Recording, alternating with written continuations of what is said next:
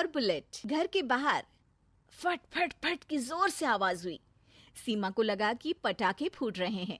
वो डर के मारे घर से बाहर निकली। देखा तो सामने योगेश यानी कि पतिदेव एक बुलेट बाइक पर बैठे हैं। अरे डर गई क्या? बाइक लेकर आया हूँ तुम्हें घुमाने के लिए। सच में?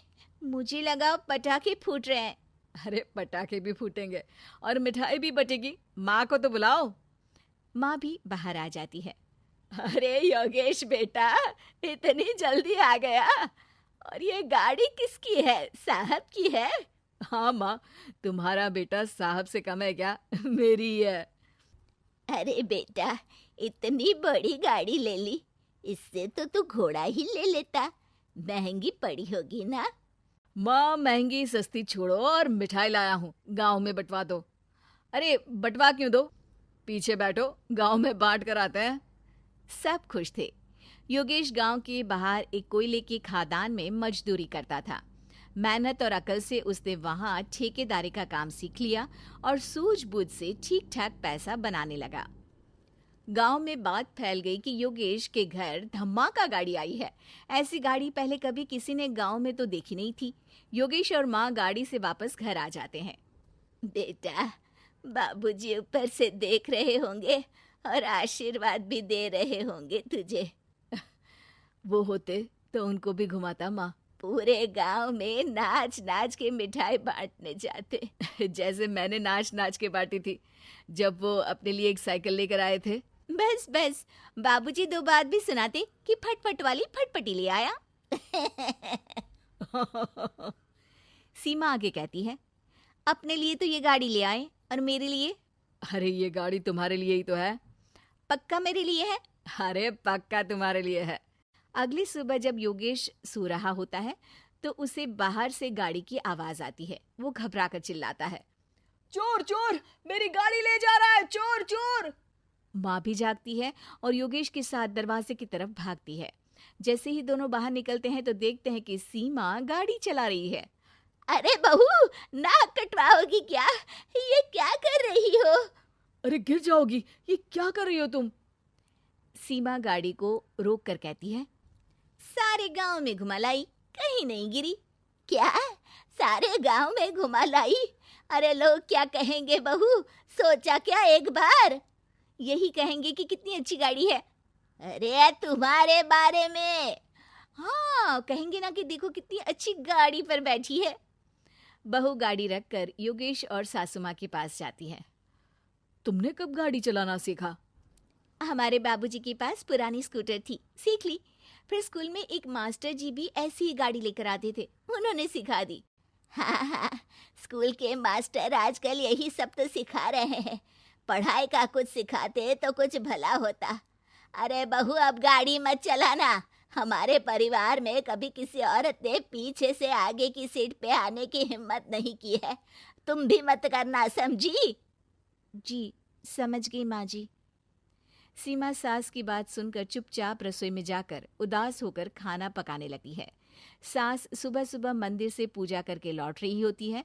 तभी उसे दो औरतें रोक लेती हैं और कहती हैं, अरे बहू को थोड़े अच्छे लक्षण भी सिखा दो। गाड़ी चलाने निकली थी, गांव की मर्यादा का कोई ख्याल नहीं है। वही तो।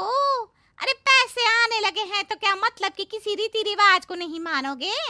अरे समाज में रहना है तो समाज के ढंग से ही रहना पड़ता है। अरे लाज भी नहीं आई बहू को? चूल्हे चौके से निकलकर सीधे गाड़ी लेकर चौराहे चबूतरे नाप लिए, फट फट फट करते हुए। अरे कुछ कह देना उसे। अरे ये क्या कहेगी? बूढ़ी सास है, इनकी थोड़ी ना चलती होगी घर में। हाँ, बहू की ही चलती होगी, मर्जी भी और गाड़ी भी। सास सब सुनकर घर आती है और बहू को चिल्ला के बुलाती है, अरे नाक कटवा दी सबके सामने गाड़ी चलाकर। औरत जात गाड़ी नहीं चलाती। शहरों में तो 4 पहियों वाली गाड़ी भी चलाती हैं और हेलीकॉप्टर, हवाई जहाज भी। शहर में थोड़ी ना रहती हूँ मैडम साहिबा। आज के बाद गाड़ी से ही नहीं, यूं भी निकलना बंद तुम्हारा घर से। माँ सही कह रही है। कहीं भी जाना हो तो मुझे बता देना, मैं लेकर चलूंगा। आज माँ को तुम्हारे कारण कितनी बातें सुननी पड़ी। इतना कहते हुए योगेश वहां से चला जाता है। बारिश की वजह से कारखाने के रोड पर कीचड़ रहता है, इसीलिए योगेश गाड़ी घर रख कर जाता है और किसी से लिफ्ट लेकर कारखाने पहुंचता है ताकि नई गाड़ी गंदी ना हो। लेकिन शाम को इतनी तेज बारिश होती है कि उसे वापस आने का कोई साधन ही नहीं मिलता। बारिश बढ़ती जाती है। रात के 11 बज जाते हैं। रास्ते में एक नदी का ब्रिज है। अगर उस पर पानी आ गया तो योगेश कारखाने में ही फंस जाएगा। पूरी रात भूखे प्यासे बितानी पड़ेगी। घना अंधेरा, बिजली की कड़कड़ाहट और तेज बारिश। राजेश डर भी रहा था, ठंड से कांप भी रहा था। तभी उसे रोड से आती हुई एक रोशनी दिखती है। वो देखता है कि उसके सामने एक बाइक आकर खड़ी हुई है।